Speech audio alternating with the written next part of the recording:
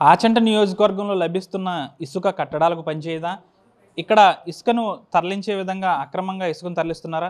ప్రస్తుతం ఇదే విషయంపై మనతో మాట్లాడడానికి తెలంగాణ హైకోర్టు న్యాయవాది పెనుగొండకు చెందిన ఇండుగుపల్లి రామానుజరావు ఉన్నారు. ఇసుక కోసం మీరు కొన్ని వీడియోలు చేస్తున్నారు గత కొన్ని రోజుల నుంచి. ఇసుక అనేది కట్టడాలకు పనిచేయదని. అంటే మీరు ఎలా చెప్పగలరు ఇసుక అనేది కట్టడాలకు పనిచేయదని? మీ దగ్గర ఏమైనా రిపోర్ట్ ఉందా? నేను చెప్తూ రిపోర్ట్ ఉంటూ కాదండి, అది యాక్చువల్గా రిపోర్ట్ ఉంది అని మీరు ఏ పేపర్లో చూసినా ఉంటుంది. యాక్చువల్గా ఏంటంటే పెనుగొండ మండలం సిద్ధాంతం నుంచి నరసాపురం వశిష్ట గోదావరిలో 6 ఓపెన్ రీచ్లు 5 డిస్టిలరీ పాయింట్ ద్వారా గతంలో ఇసుక తవ్వేవారు. సముద్రపు పోటుతో ఏమవుతుందంటే ఆ సముద్రపు నీరు వచ్చి కలుతుంది. నరసాపురం దగ్గర బియ్యపు తిప్ప నుంచి ఆ సముద్రపు నీరు అంతా వచ్చి కలుతులో అది ఎక్కడి వరకు ఉంటుందంటే దాని ఎఫెక్ట్ సిద్ధాంతం బ్రిడ్జ్ వరకు దాని ఎఫెక్ట్ ఉంటుంది. దానివల్ల ఏమవుతుంది, ఇసుకలో ఈ నీళ్ళన్నీ కూడా ఉప్పు నీళ్ళు అయిపోతాయి. గోదావరి నీళ్ళు సముద్రపు నీళ్ళు కలిసిపోతున్నాం. ఇసుక కూడా ఉప్పు సాంద్రత పెరిగిపోవటం వల్ల అది ఏ విధమైన కట్టడాలకి పనిచేయదు. ఎక్కడంటే సిద్ధాంత బ్రిడ్జ్ వరకు ఈ లోపల ఉన్న ఏ ర్యాంప్ నుంచి తవ్వినా నడుపొడు కానీ కరుగోరుబిల్లు కానీ కోడేరు కానీ సిద్ధాంతం కానీ. అందుకే పూర్వం సిద్ధాంతం ర్యాంప్ అంటే కొన్ని వేల లారీలు ప్రతిరోజు తిరిగి అక్కడ జట్టు కూలీలే 1000 మంది ఉండేవారు. అటువంటి ర్యాంప్ ఈరోజు మూతపెట్టి కూర్చున్నారంటే ఏ విధమైన పర్మిషన్లు కానీ అనుమతులు కానీ ఏమీ లేవు. కానీ తెలుగుదేశం పార్టీకి సంబంధించిన పెద్దలు విపరీతంగా తోసుకెళ్ళిపోతున్నారు. అడిగితే ట్రాక్టర్లకు ఉచితంగా ఇస్తామని చెప్తారు, కానీ పగల ట్రాక్టర్లకు ఇచ్చి లారీల మీద వేల కొలది లారీల మీద రాత్రులు తవ్వుకెళ్ళిపోతారు. దాన్ని ఎంఆర్ఓ గారిని ప్రశ్నించాం, అందరినీ ప్రశ్నించాం. అనుమతులు లేని మాట మాత్రం వాస్తవం అని చెప్పి అన్ని ఛానల్స్లోనే వచ్చింది. అన్ని న్యూస్ పేపర్లో కూడా ఆ విషయం రాసినాయి. ఈనాడు, సాక్షి, ఆంధ్రజ్యోతి, మెయిన్ నేషన్లో రాసినాయి. అనుమతులు లేకుండా ఇసుక తాలూకెళ్ళిపోతారని చెప్పి. అనుమతులు లేవనే విషయం చెప్పింది కూడా ఎంఆర్ఓ గారే. అయినా సరే తహసీల్దార్ గారే. అయినా సరే ఆవిడ ఏ విధమైన యాక్షన్ తీసుకోవట్లేదు. పైగా ఇప్పుడు కొత్తగా కోడేరులో ఇంకొక ర్యాంప్ వేయడం జరిగింది. ఆ ర్యాంప్ ప్రస్తుతం ఆపుంచారు. త్వరలో మళ్ళీ కరుగోరుబిల్లో కూడా ర్యాంప్ వేస్తారన్నట్టు తెలిసింది. దీనివల్ల 2 ప్రమాదాలు. 1, సహజ సంపద దోచుకెళ్ళిపోవటం. 2, ఈ ఇసుకతో కట్టిన కట్టడాలు ఏవైనా కూలిపోతాయి. ఇది ఓన్లీ బేస్మెంట్ వరకు, అంటే మట్టికి ప్రత్యామ్నాయంగా పునాదుల లెవెల్లో పూడ్చుకోవడానికి ఉపయోగించవచ్చు తప్ప ఇక ఏ విధంగానూ ఈ ఇసుక ఉపయోగించకూడదని చెప్పి. అట్లాగే పశ్చిమ గోదావరి జిల్లాలో ఈ మైనింగ్కి సంబంధించిన ఒక ఉన్నతాధికారి ట్రాన్స్ఫర్ అయిపోయారు. ఆయన నెంబర్ నా దగ్గర ఉంటే నేను కాల్ చేసి అడిగాను ఆయన కూడా, ఎందుకన్నా మంది అని చెప్పి. ఆయన కూడా చెప్పాడు, ఎందుకంటే ఆ ర్యాంపులో ఎందుకు ఎత్తారో అయితే తెలియదు, కానీ ఆ ఇసుక ఎందుకు పనిచేయదు. ఆ ఇసుక అది పాత్ర చాలా దారుణం, దాంతో కట్టడాలు కూలిపోతాయి, చాలామంది అధికారులకు తెలుసండి అని చెప్పి అతను చెప్తున్నాడు. కానీ ఈ భవన నిర్మాణ కార్మికులకి చాలామందికి తెలియదు, ఇల్లు కట్టుకునే వ్యక్తులకి చాలామందికి తెలియదు, ఆ ఇసుక ఎక్కడి నుంచి వస్తుంది అనేది కూడా చాలామందికి తెలియదు. పర్టికులర్ ర్యాంప్ నుంచి వస్తుంది, దీని క్వాలిటీ ఇది అని చెప్పి ఎవరికీ తెలీదు. కాబట్టి ఆ ఇసుకను వాడేస్తున్నారు. కాబట్టి నిర్మాణ రంగ కార్మికులు కానీ ఆ భవనం కట్టించుకునే వాళ్ళు కానీ ఒకటి మాత్రం గమనించండి, మీరు ఇసుకని ఏ రాజమండ్రి నుంచో ఇంకో చోట నుంచో కొంచెం రేట్ ఎక్కువైనా అక్కడ నుంచి కొన్ని ట్రాన్స్పోర్ట్ ఛార్జీలు పెరిగినా అక్కడ నుంచి కొన్ని తెచ్చుకోవటం బెస్ట్ తప్ప సిద్ధాంతం దిగువన ఉన్న ఏ ర్యాంపు నుంచి మీరు ఇసుక తీసుకెళ్ళి ఇల్లు కట్టుకున్నా అది ప్రమాదంలో పడతారో అని హెచ్చరించడం కోసం ఆ వీడియోలు చేయడం జరిగింది. అంటే రామానుజరావు వైసీపీ కోవర్టు, అందువల్ల ఈ విధంగా విమర్శలు చేస్తున్నారని కూడా మీ మీద కొంత విమర్శ ఉంది. నిజంగానే మీరు వైసీపీ కోవర్ట అంటే మీరు గతంలో వైసీపీ ఓటమి తర్వాత జగన్మోహన్ రెడ్డిని కలిశారు. మీరే చెప్తారు కదా, వైసీపీ ఓటమి తర్వాత కలిశాను. వైసీపీ ఓటమికి ముందు కొన్ని వందల వేల వినతపత్రాల ద్వారా కానీ ఆర్టీఐ ద్వారా కానీ ప్రశ్నల ద్వారా కానీ లేకపోతే అధికారుల మీద ఒత్తిడి తీసుకొచ్చి కానీ ఆచంట కాన్స్టిట్యున్సీలో వైఎస్ఆర్సీపీ గవర్నమెంట్ అధికారంలో ఉన్నంతకాలం కూడా ఏదైనా ప్రజలకు ఉపయోగపడేది మీరు కలెక్టర్ గారికి దీన్ని పెట్టి దాని మీద కలెక్టర్ గారు ఇచ్చిన ఆర్డర్స్ కానీ, డెంగ్యూ వచ్చి ఇక్కడ చనిపోతే నేను 10 గంటలకు మెయిల్ పెడితే ఉదయం 5 గంటలకు నాకు ఆర్డీఓ గారు ఫోన్ వచ్చింది. 10 గంటలకు కలెక్టర్ గారికి మెయిల్ పెట్టాను నేను. 5 గంటలకు ఆర్డీఓ గారు ఫోన్ చేశారు తెల్లారి గట్ల, సార్ మీకు ఇక్కడ టీంను పంపిస్తున్నాం కొంచెం కోఆర్డినేట్ చేయండి అని చెప్పి. అట్లాగే ఈ కరోనా టైంలో ఒక వ్యక్తి చనిపోతే 70 మంది అతను కూడా శవం కూడా వెళ్ళారు. ఆ విషయం కూడా నేను కరెక్ట్గా ఇన్ఫార్మ్ చేశాను. పొద్దున్నే వ్యాన్లు వచ్చి ఆ 70 మందిని తీసుకొచ్చి కరోనా టెస్టులు చేయించి పాజిటివ్ ఉన్న వాళ్ళని తీసుకుపోయి ఆశ్రమ హాస్పిటల్లోనే అక్కడ జాయిన్ చేశారు.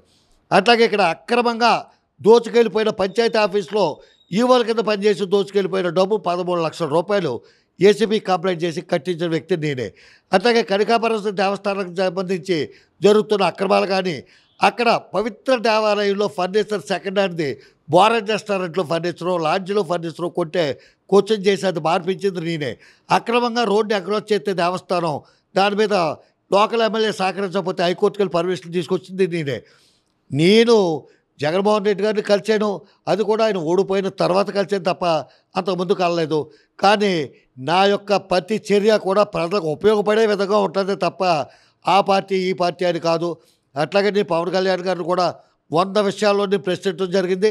ఆయన చేసే మంచి పనులు కూడా 100 విషయాల్లో అప్రిషియేట్ చేయడం కూడా జరిగింది. కాబట్టి కోవర్ట్ అనుకున్న వాళ్ళ కర్మ.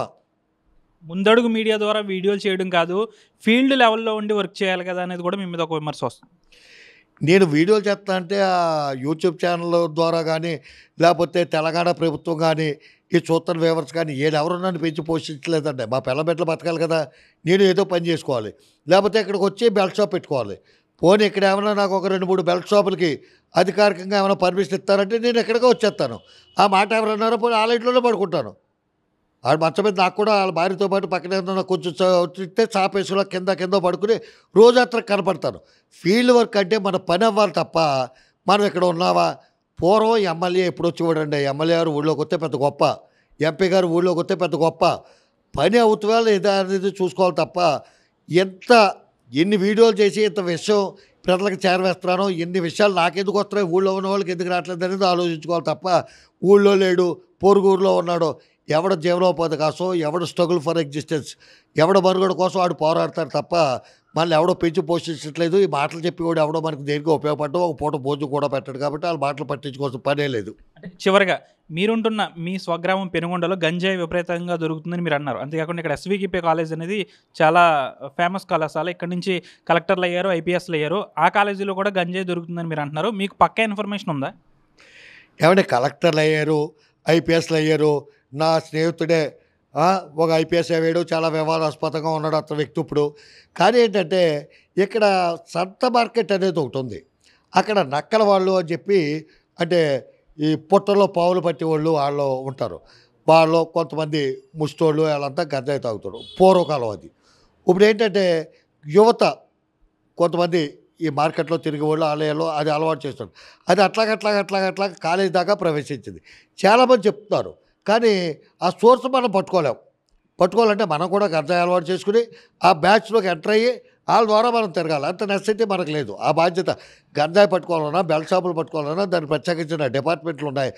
మనకి తెలిసిన విషయాన్ని గురించి మనం పబ్లిక్కి అవేర్నెస్ చేస్తాం కోసం మీ పిల్లల్ని మీరు జాగ్రత్తగా చూసుకోండి, కాపాడుకోండి, ఇటువంటివన్నీ జరుగుతున్నాయి అని చెప్తూ వరకే మన బాధ్యత తప్ప సరే గంజాయి ఎక్కడ పట్టుకుంది, ఎవడమ్మాడు చూపించు, ఎవడ గంజాయి తాగాడు చూపించు అంటే ఇంకా మాకు వేరే పని ఏమి ఉంటుందా? ఉన్న విషయం చెప్పాం, దాని మీద శ్రద్ధ తీసుకోవాలంటే సంబంధిత అధికారులు, సంబంధిత శాఖలు. చివరిగా ఆచంట నియోజకవర్గంపై ప్రత్యేకంగా మీ ఫోకస్ ఎందుకు పెట్టారనుకో? నేను పుట్టి పెరిగిన ఊరు పెనుగొండండి. ఆచంట నియోజకవర్గంలో ఉంది కాబట్టి మనం దేశమంతా చేయలేం. పవన్ కళ్యాణ్ చెప్తే లక్షల మంది స్పందిస్తారు. మీ ఎదురుగుండా ఫోన్ చేసి ఒకరిని మాట్లాడారు కదా, అతను చెప్పాడు కదా, పవన్ కళ్యాణ్ గారే చెప్పారంటే సిద్ధాంతం వరకు ఇసుకంతా పనికిరాని ఇసుక అని చెప్పి అట్లాగా ఒక సెలబ్రిటీ చెప్తే దానికి ఉన్న వెయిటేజ్ వేరు. అందుకని చెప్పి అది రాష్ట్రం అంతా వెళ్తుంది, లేకపోతే దేశం అంతా వెళ్తుంది. మన స్థాయి అంతా మనకి ఈ చుట్టుపక్కల తెలుసు. ఇక్కడ నేను పెనుగొండ కాలేజీలో స్టూడెంట్ యూనియన్ ప్రెసిడెంట్ చేశాను. నా తర్వాత మా తమ్ముడు చేశాడు. నాతో పాటు చదువుకున్న 3 సంవత్సరాల బ్యాచ్, మా తమ్ముడితో చదువుకున్న 3 సంవత్సరాల బ్యాచ్, వాళ్ళే కొన్ని వేల మంది ఉంటారు కదా, వాళ్ళందరికీ కూడా మేము గుర్తుంటాం. కాబట్టి మాట్లాడతాడు రామానుజరా మాతో పాటు చదువుకున్నాడరా అని వాళ్ళ పిల్లలకు కానీ వాళ్ళ ఫ్రెండ్స్ కానీ చెప్తాడు. కాబట్టి నియోజకవర్గంలో కొంత ప్రభావవంతంగా ఉంటాం కాబట్టి కొంత ప్రభావం చూపించగలమనే అభిప్రాయంతో తప్ప దేశమంతా మనం చెప్పాలంటే మన ముక్కు మొక్క ఎవరికి తెలియనోడికి మనం ఏం చెప్పినా, మంచి చెప్పినా చెడ్డ చెప్పినా, ఏం చెప్పినా ఆడికి పట్టదు. ఆడు చూడటం ప్రయోజనం ఉంది. అందుకే ఆచంట మండలం, ఆచంట నియోజకవర్గాన్ని కాన్సన్ట్రేషన్ చేస్తాను. ప్రత్యేకించి పెనుగొండ మండలం అనేది ఎందుకంటే ఇది 2 నియోజకవర్గాల్లో ఉండేది. పూర్వం పెనుగొండ నియోజకవర్గం బైఫర్కేషన్లో ఆచంట కలిసింది. దాంట్లో నా సొంత నియోజకవర్గం హెడ్ క్వార్టరు. ఆచంట కూడా మేజర్ గ్రామ పంచాయతీ పెనుగొండే. కాబట్టి పెనుగొండ చాలా సంస్కారవంతమైన ఏరియా కాబట్టి ఇక్కడ జరుగుతున్న అవకతవకలు కొంచెం ప్రశ్నిస్తున్నాం, ఏమన్నా మార్పు వస్తుందేమో అని చెప్పి. మరిన్ని వీడియోస్ కోసం ఛానల్ సబ్స్క్రైబ్ చేయండి. లేటెస్ట్ అప్డేట్స్ కోసం వాట్సాప్ ఛానల్ ఫాలో అవ్వండి. అండ్ లింక్ డిస్క్రిప్షన్ లో ఉంది.